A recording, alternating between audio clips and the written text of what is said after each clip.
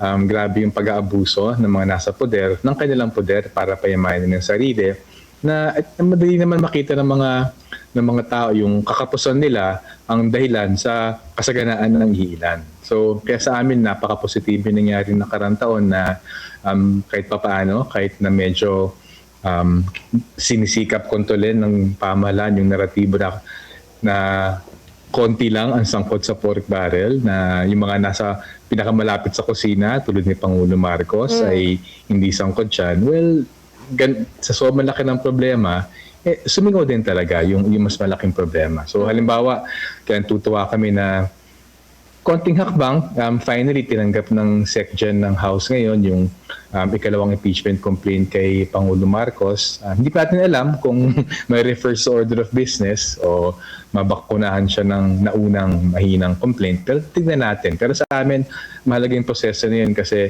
dapat masigad yung gobyerno eh. Sa dami ng hawak mong poder, bakit hindi sinisiguro na yung mga nangangailangan ay nabibigyan ng kanilang pangailangan? I think lahat tayo dapat mas malayong tanaw eh. Ang dapat tanaw natin ay yung nabanggit mo, di ba, na ma-ensure na lahat ng Pilipino may sapat na trabaho kita, may sapat na serbisyo.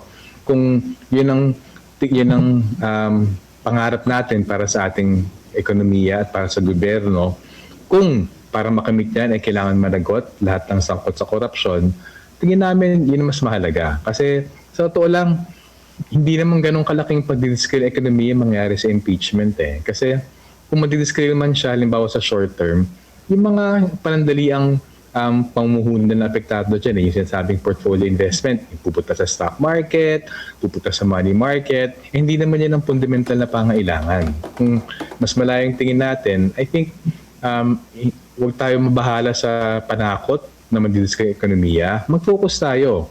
Gusto ba natin ng gobyerno na corrupt yung dalawang pinakamataas na opisyal? So wala pang hatol ng guilty, pero kung yung galaw ng pamahalaan ay gamitin yung control sa pork para hindi man tayo bigyan ng pagkakataon na suriin kung guilty o hindi, para may tinatago, di ba? Anong kasabihan doon? Kung wala naman tinatago, hindi dapat matakot, di ba? So I think para ma-restore at patibayan yung credibility ng gobyerno, whether found guilty or hindi, kung dumaan sa proseso, yun actually magbibigay ng kumpiyansa at stabilidad sa ekonomiya at magbibigay dan sa mas maayos na mga patakaran sa darating na panahon. Medyo nakakalungkot na may ganung statement si Senator Soto kasi una, usapin ba ito ng imahe or usapin ng katarungan? At pagsugpo sa katiwalian. So, tingin ko mas magandang imahe sa bansa ay mapakita sa buong mundo, kung yan ay kinakatakutan ni Senator Soto. Di ba mas magandang imahe makita na gumagana ang demokrasya at mga proseso at institusyon sa bansa, na kahit na ikaw ay nasa pinakatuktok ng poder, kung ikaw ay sangkot sa katiwalian, nananagot ka. Di ba mas magandang imahe yon kaysa yung kung waring malinis, pero actually may tinatagong karumihan. So, medyo dapat huwag tayo magpatangay o matakot sa ganong klaseng, ay, masira man imahe natin. Parang, ewan ko, tama ba na makipagplastikan tayo sa mundo? Medyo mali yung punto na yun eh.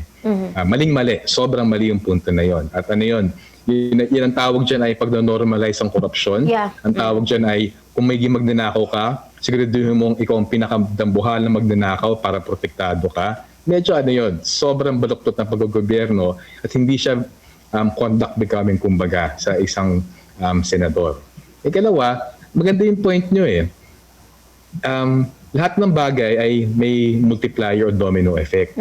Sa akin, isang pinakamagandang domino effect, kung mapakita na yung sistema, yung pampolitikang sistema natin, ang institusyon natin, ang demokrasya natin, ay kaya panagutin ang mga pinakamalaking magnanakaw, kung found guilty nga yung dalawang pinakamataas na opisyal, anong pinaka-domino effect doon?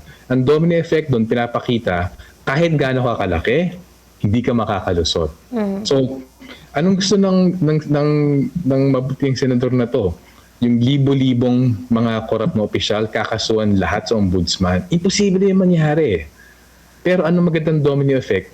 Kung yung dalawang pinakamataas na opisyal, if found guilty of corruption, na may sapat na ebidensya, yan ang magkaka-domino effect. yung libo-libong mga mas maliliit na isda, mas matatakot yan, di ba?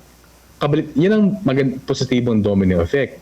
Pero, pwede magka-negatibong domino effect. Ang negatibong domino effect, kung dahil sa paggamit ng poder ng presidente, harangin yung proseso ng impeachment or harangin yung proseso na mailantad kung anumang katiwalian, ang domino effect niyan, sabihin, kung magiging corrupt ka, gawin mong bongga yung corruption mo. Kasi yan ang magpoprotekta sa pagnanakaw mo. Medyo ano yan, di ba?